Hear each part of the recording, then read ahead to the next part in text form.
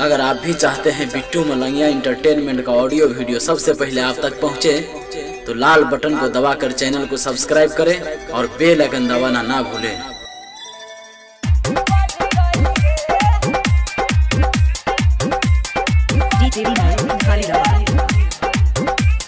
आप सुन रहे हैं बिट्टू मलंगिया इंटरटेनमेंट को।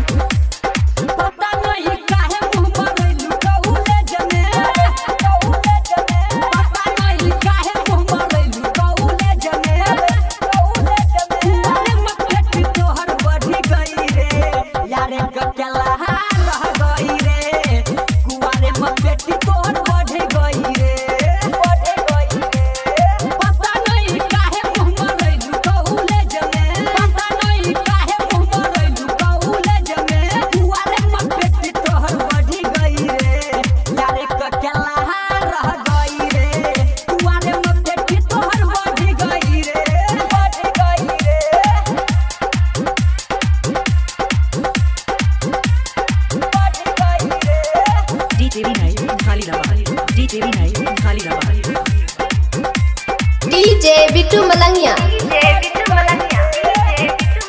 मधुबनी।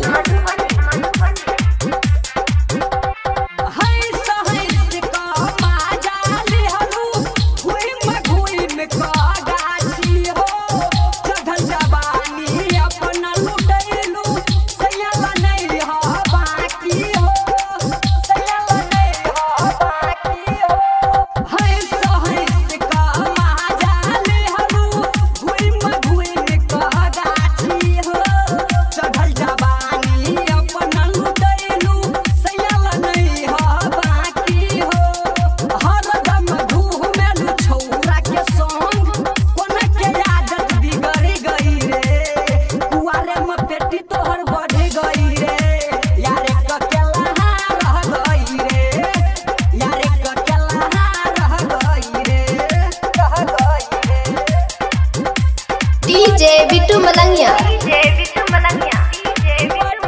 मधुबनी।